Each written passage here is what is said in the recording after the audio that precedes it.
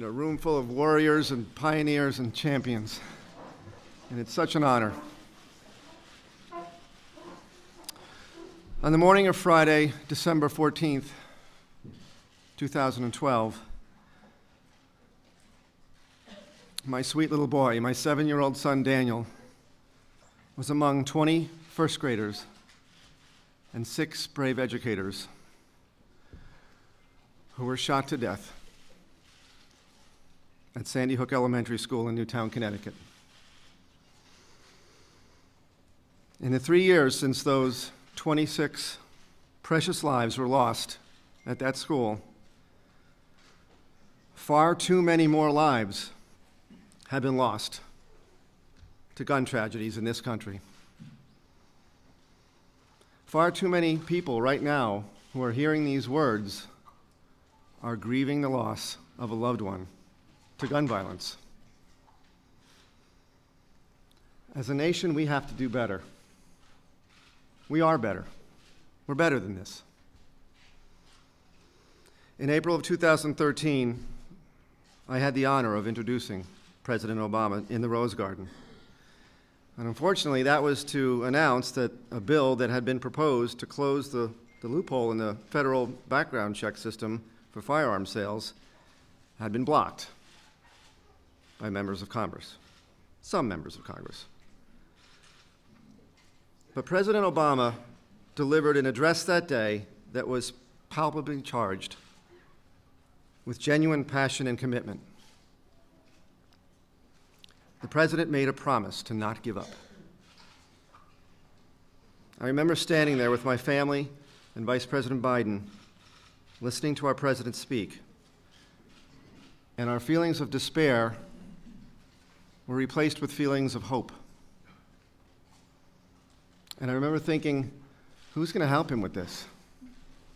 That's a tall order.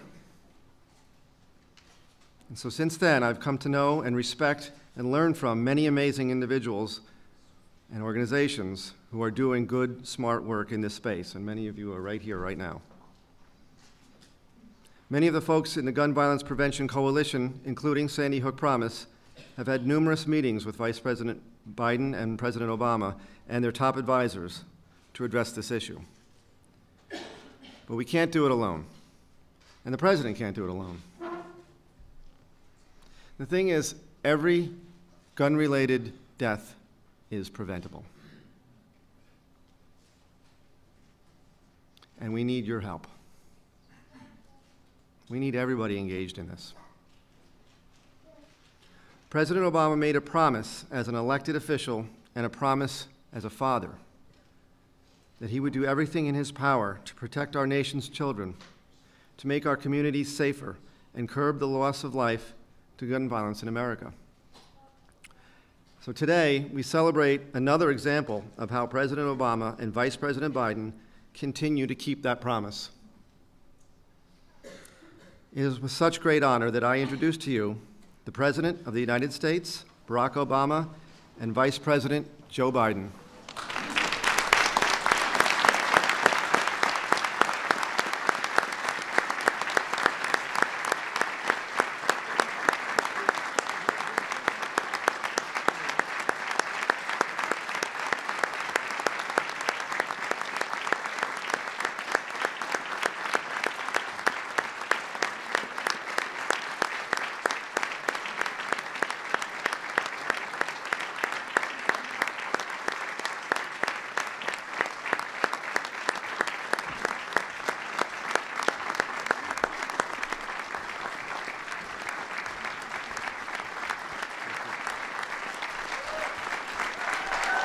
Thank you.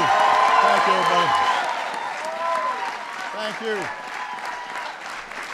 Thank you. Thank you, everybody. Please have a seat. Thank you. Thank you, everybody. Thank you. Thank you, everybody. Please have a seat. Thank you so much.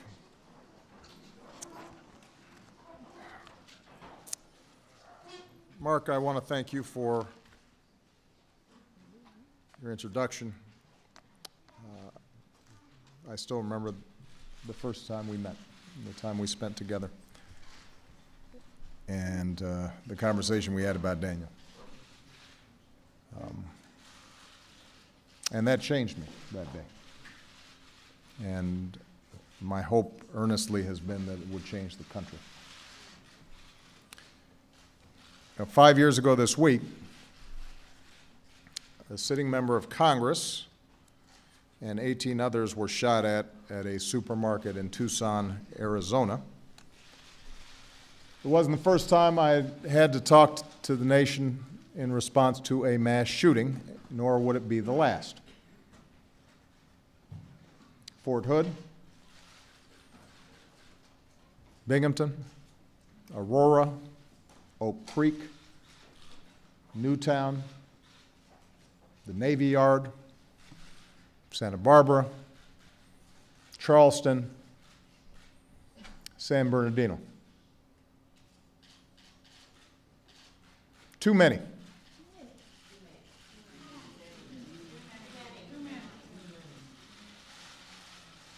Now, thanks to a great medical team and the love of her husband, Mark, my dear friend and colleague, Gabby Giffords, survived. She's here with us today with her wonderful mom.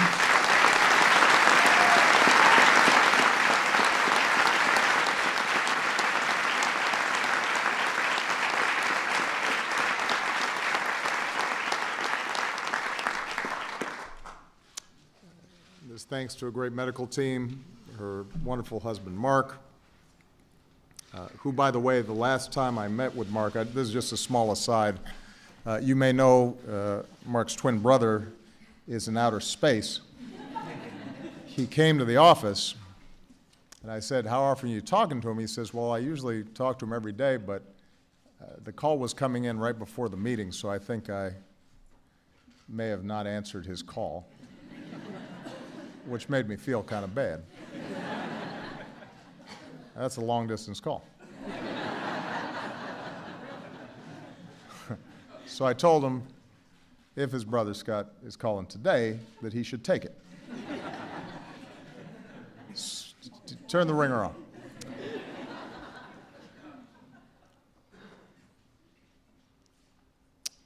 I was there with Gabby when she was still in the hospital. And we didn't think necessarily at that point that she was going to survive. And that visit, right before Memorial,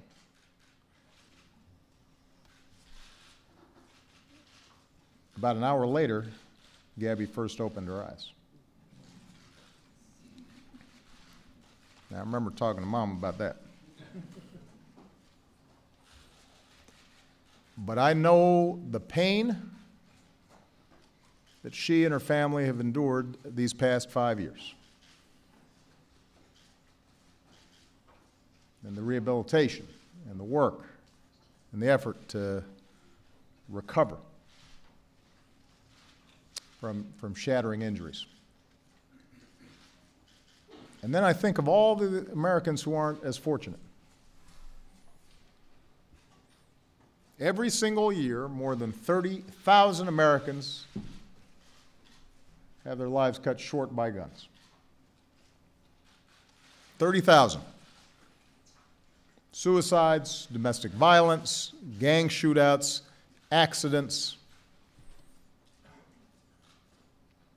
Hundreds of thousands of Americans have lost brothers and sisters or buried their own children.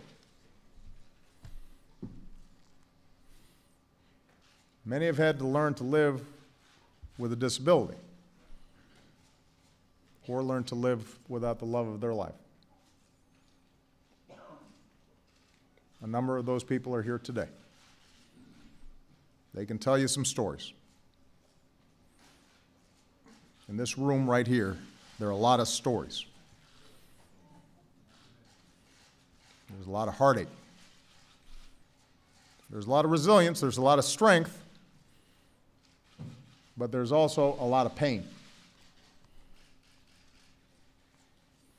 And this is just a small sampling. the United States of America is not the only country on earth with violent or dangerous people. We are not inherently more prone to violence. But we are the only advanced country on earth that sees this kind of mass violence erupt with this kind of frequency. It doesn't happen in other advanced countries. It's not even close.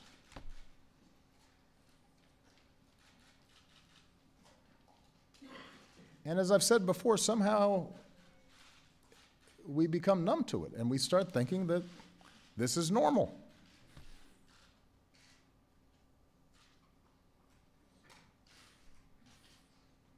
And instead of thinking about how to solve the problem, this has become one of our most polarized partisan debates. Despite the fact that there's a general consensus in America about what needs to be done. That's part of the reason why on Thursday I'm going to hold a town hall meeting in Virginia on gun violence. Because my goal here is to bring good people on both sides of this issue together for an open discussion. I'm not on the ballot again. I'm not looking to score some points. I think we can disagree without impugning other people's motives or without being disagreeable. We don't need to be talking past one another, but we do have to feel a sense of urgency about it.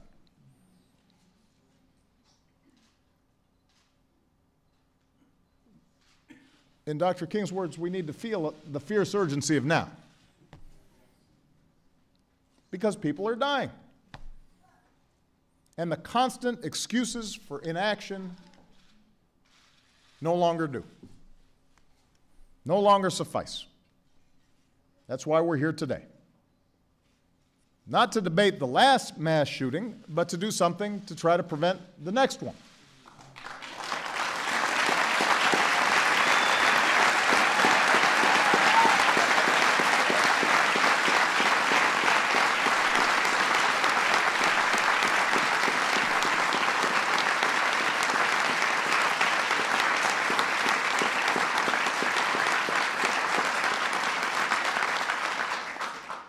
To prove that the vast majority of Americans, even if our voices aren't always the loudest or most extreme,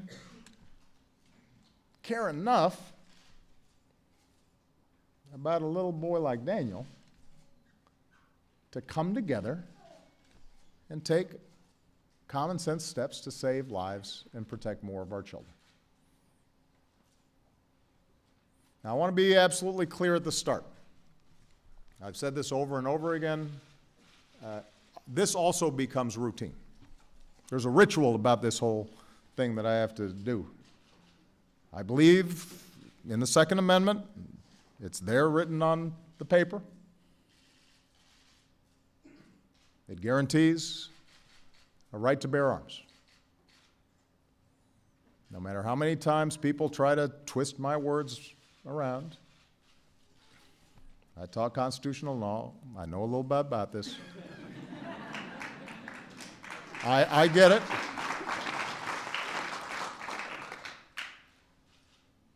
But I also believe that we can find ways to reduce gun violence consistent with the Second Amendment.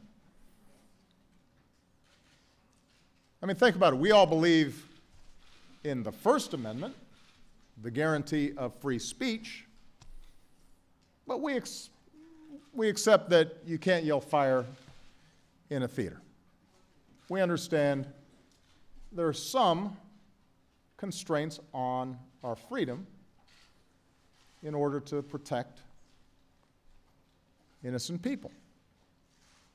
We cherish our right to privacy, but we accept that you have to go through metal detectors before being allowed to board a plane. It's not because people like doing that, but we understand that that's part of the price of living in a civilized society.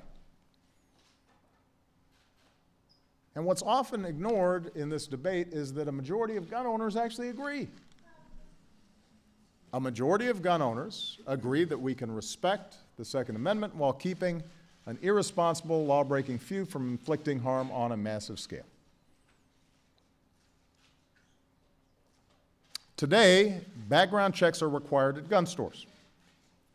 If a father wants to teach his daughter how to hunt, he can walk into a gun store, get a background check, purchase his weapons safely and responsibly. This is not seen as an infringement on the Second Amendment. Contrary to the claims of what some gun rights proponents have suggested, this hasn't been the first step in some slippery slope to mass confiscation. Contrary to claims of some presidential candidates apparently before this meeting, this is not a plot to take away everybody's guns. You pass a background check, you purchase a firearm. The problem is some gun sellers have been operating under a different set of rules. A violent felon can buy the exact same weapon over the internet with no background check, no questions asked. A recent study found that about 1 in 30 people looking to buy guns on one website had criminal records. 1 out of 30 had criminal record. We're talking about individuals convicted of serious crimes, aggravated assault, domestic violence, robbery, illegal gun possession. People with lengthy criminal histories buying deadly weapons, all too easily. And this was just one website within the span of a few months. So we've created a system in which dangerous people are allowed to play by a different set of rules than a responsible gun owner who buys his or her gun the right way and subjects themselves to a background check. That doesn't make sense. Everybody should have to abide by the same rules. Most Americans and gun owners agree. And that's what we tried to change 3 years ago, after 26 Americans, including 20 children, were murdered at Sandy Hook Elementary. 2 United States Senators, Joe Manchin, a Democrat from West Virginia, and Pat Toomey, a Republican from Pennsylvania, both gun owners, both strong defenders of our Second Amendment rights, both with A grades from the NRA. That's hard to get. Worked together in good faith, consulting with folks like our Vice President, who's been a champion on this for a long time, to write a common sense compromise bill that would have required virtually everyone who buys a gun to get a background check. That was it. Pretty common sense stuff. 90% of Americans supported that idea. 90% of Democrats in the Senate voted for that idea. But it failed because 90% of Republicans in the Senate voted against that idea.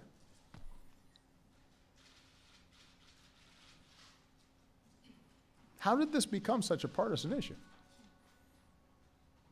Republican President George W. Bush once said, "I believe in background checks at gun shows or anywhere to make sure that guns don't get into the hands of people that shouldn't have them." Senator John McCain introduced a bipartisan measure to address the gun show loophole, saying, "We need this amendment because criminals and terrorists have exploited and are exploiting this very obvious loophole in our gun safety laws." Even the NRA used to support expanded background checks. And by the way, most of its members still do. Most Republican voters still do. How did we get here? How did we get to the place where people think requiring a comprehensive background check means taking away people's guns?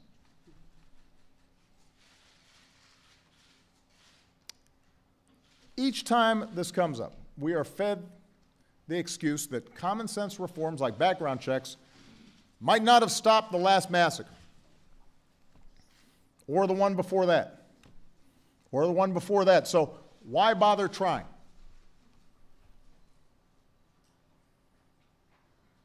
I reject that thinking.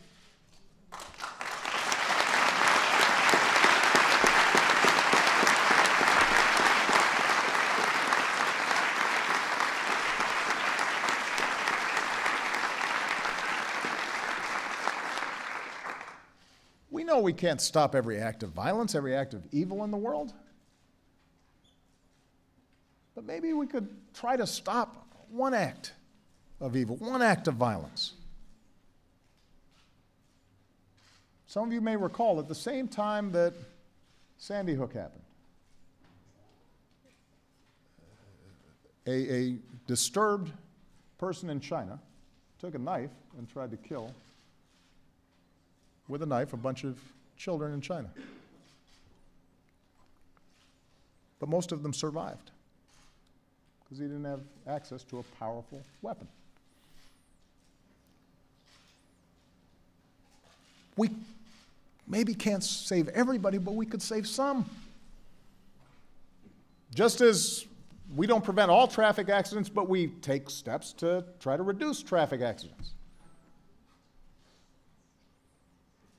As Ronald Reagan once said, if mandatory background checks could save more lives, it would be well worth making it the law of the land. The bill before Congress 3 years ago met that test. Unfortunately, too many senators failed theirs.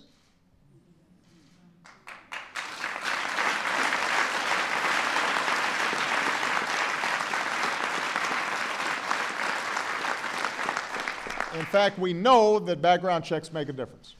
After Connecticut passed a law requiring background checks in gun safety courses, gun deaths decreased by 40%. 40%.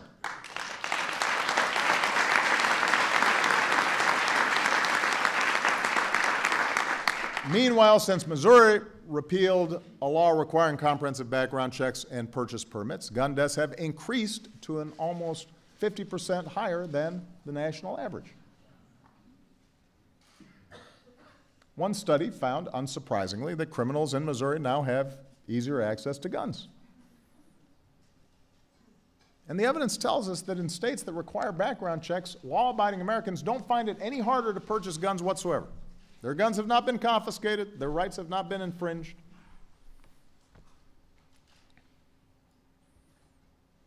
And that's just the information we have access to. With more research, we could further improve gun safety, just as with more research, we've reduced traffic fatalities enormously over the last 30 years. We do research when cars, food, medicine, even toys harm people so that we make them safer. And you know what? Research, science, those are good things. They work. They do.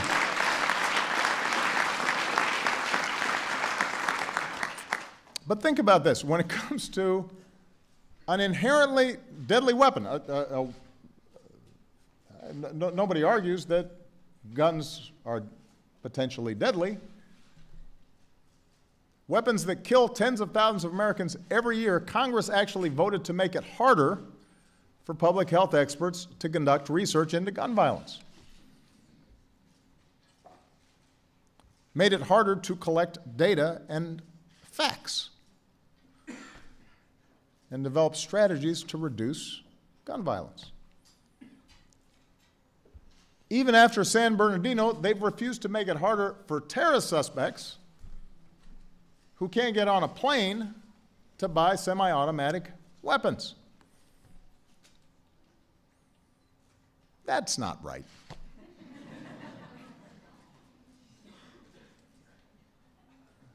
That can't be right.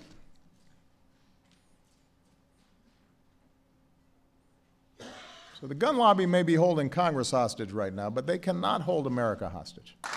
We do not have to accept this carnage as the price of freedom.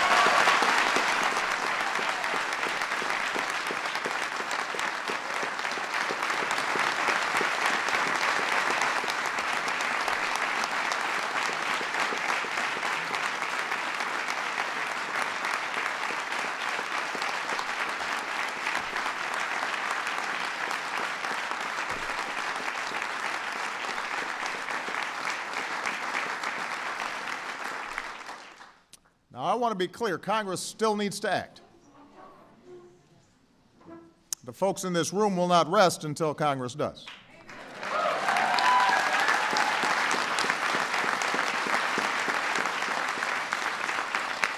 Because once Congress gets on board, with common sense gun safety measures,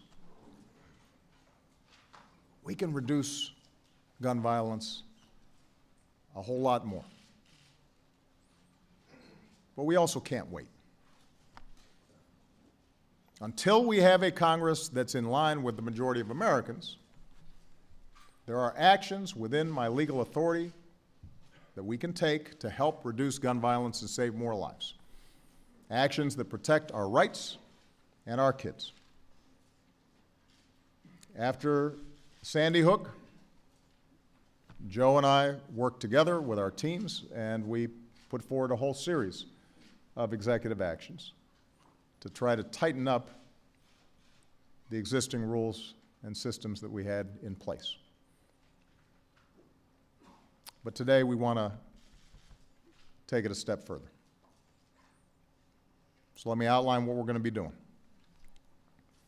Number one, anybody in the business of selling firearms must get a license and conduct background checks or be subject to criminal prosecutions.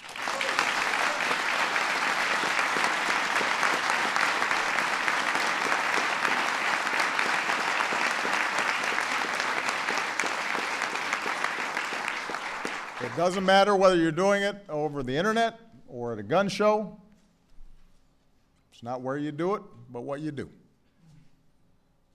We're also expanding background checks to cover violent criminals who try to buy some of the most dangerous firearms by hiding behind trusts and corporations and various cutouts.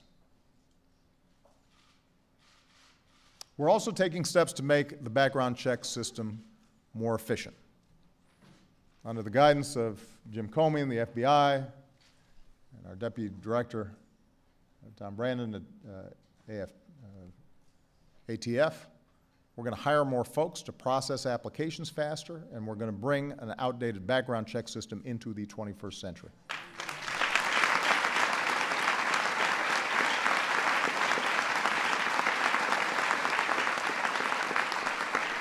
And these steps will actually lead to a smoother process for law-abiding gun owners, a smoother process for responsible gun dealers, a stronger process for protecting the people from, the public from dangerous people. So that's number one. Number two, we're going to do everything we can to ensure the smart and effective enforcement of gun safety laws that are already on the books, which means we're going to add 200 more ATF agents and investigators. We're going to require firearms dealers to report more lost or stolen guns on a timely basis. We're working with advocates to protect victims of domestic abuse from gun violence, where too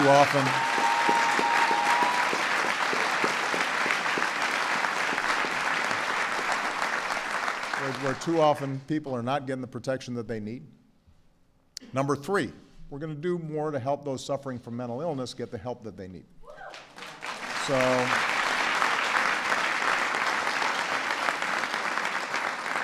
high-profile mass shootings tend to shine a light on those few mentally unstable people who inflict harm on others, but the truth is that nearly 2 in 3 gun deaths are from suicides. So a lot of our work is to prevent people from hurting themselves. That's why we made sure that the Affordable Care Act, also known as Obamacare, finally, that law made sure that treatment for mental health was covered the same as treatment for any other illness. And that's why we're going to invest $500 million to expand access to treatment across the country.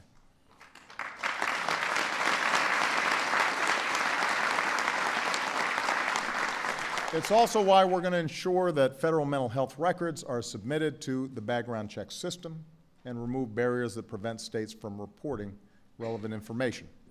If we can continue to destigmatize mental health issues, get folks proper care, and fill gaps in the background check system, then we can spare more families the pain of losing a loved one to suicide.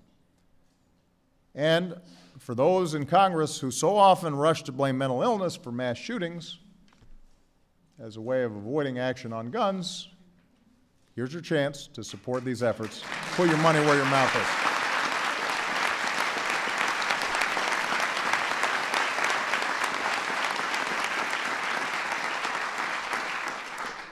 Number 4, we're going to boost gun safety technology.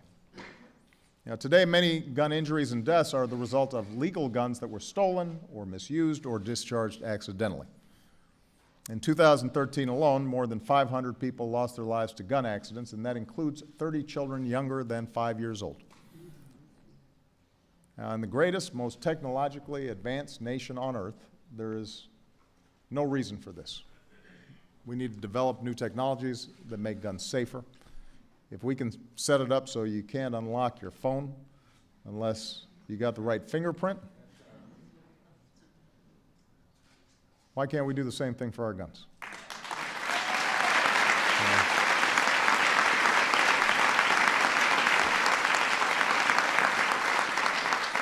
If there's an app that can help us find a missing tablet, which happens to me often, the older I get.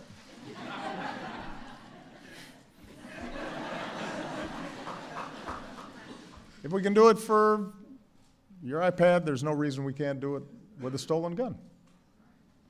If a child can't open a bottle of aspirin, we should make sure that they can't pull a trigger on a gun. All right?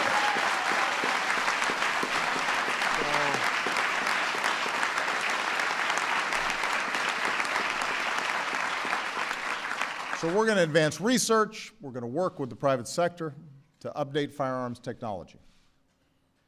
And some gun retailers are already stepping up by refusing to finalize a purchase without a complete background check, or by refraining from selling semi-automatic weapons or high-capacity magazines. And I hope that more retailers and more manufacturers join them, because they should care as much as anybody about a product that now kills almost as many Americans as car accidents. I make this point because none of us can do this alone. I think Mark made that point earlier. All of us should be able to work together to find a balance that declares the rest of our rights are also important. Second Amendment rights are important, but there are other rights that we care about as well, and we have to be able to balance them. Because our right to worship freely and safely,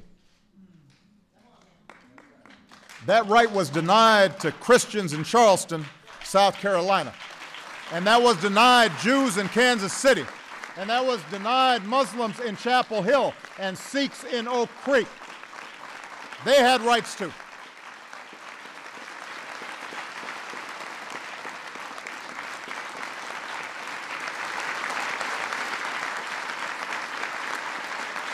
Our right to peaceful assembly, that right was robbed from moviegoers in Aurora and Lafayette. Our unalienable right to life and liberty and the pursuit of happiness, those rights were stripped from college kids in Blacksburg and Santa Barbara, and from high schoolers at Columbine,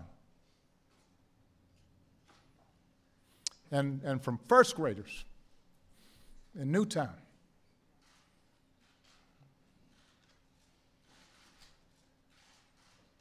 First graders.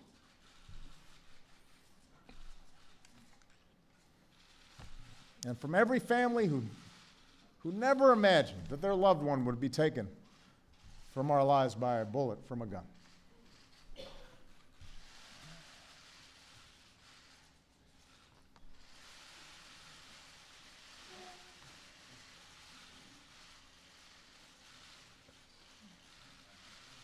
Every time I think about those kids, it gets me mad. And by the way, it happens on the streets of Chicago every day.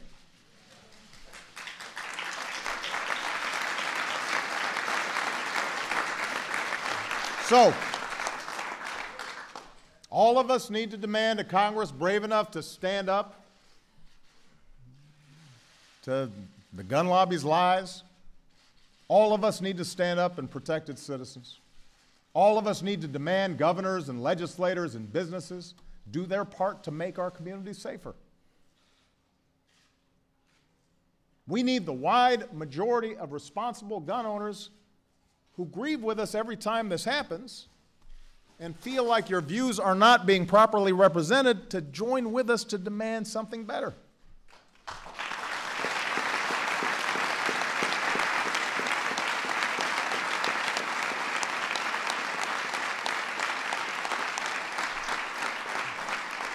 And we need voters who want safer gun laws and who are disappointed in leaders who stand in their way to remember come election time.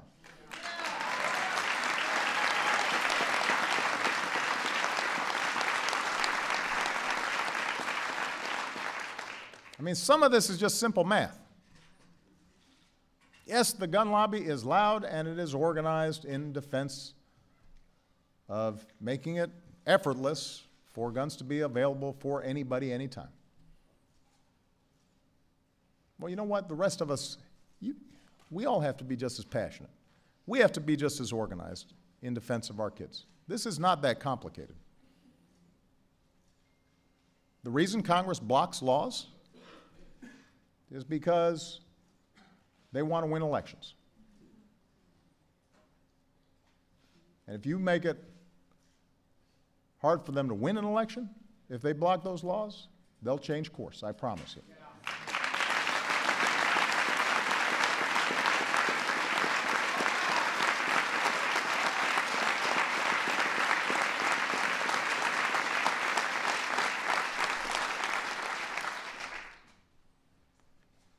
And yes, it will be hard.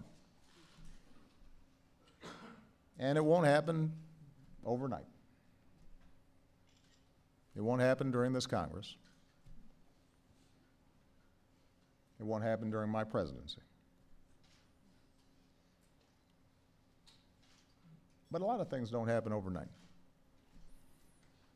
A woman's right to vote didn't happen overnight.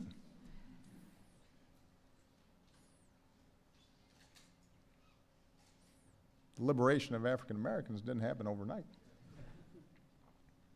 LGBT rights, that was decades worth of work. So just because it's hard, that's no excuse not to try.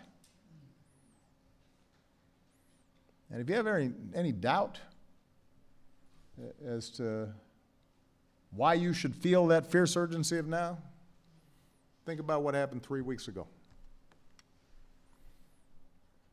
Xavion Dobson was a sophomore at Fulton High School in Knoxville, Tennessee.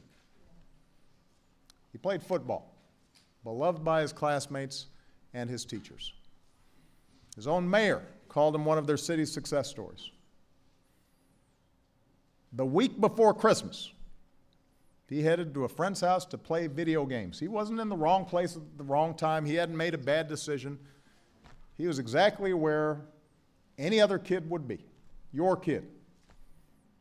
My kids. And then gunmen started firing. And Xavion, who was in high school, hadn't even gotten started in life, dove on top of 3 girls to shield them from the bullets. And he was shot in the head. And the girls were spared. He gave his life to save theirs. An act of heroism a lot bigger than anything we should ever expect from a 15-year-old.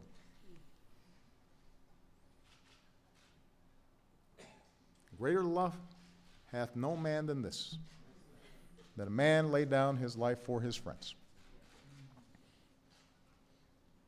We are not asked to do what Xavion Dobson did. We're not asked to have shoulders that big, a heart that strong, reactions that quick. I'm not asking people to have that same level of courage or sacrifice or love. But if we love our kids and care about their prospects, and if we love this country and care about its future, then we can find the courage to vote. We can find the courage to get mobilized and organized. We can find the courage to cut through all the noise and do what a sensible country would do. That's what we're doing today. And tomorrow we should do more, and we should do more the day after that. And if we do, we'll leave behind a nation that's stronger than the one we inherited and worthy of the sacrifice of a young man like Xavier. Thank you very much, everybody. God bless you. Thank you. God bless you all.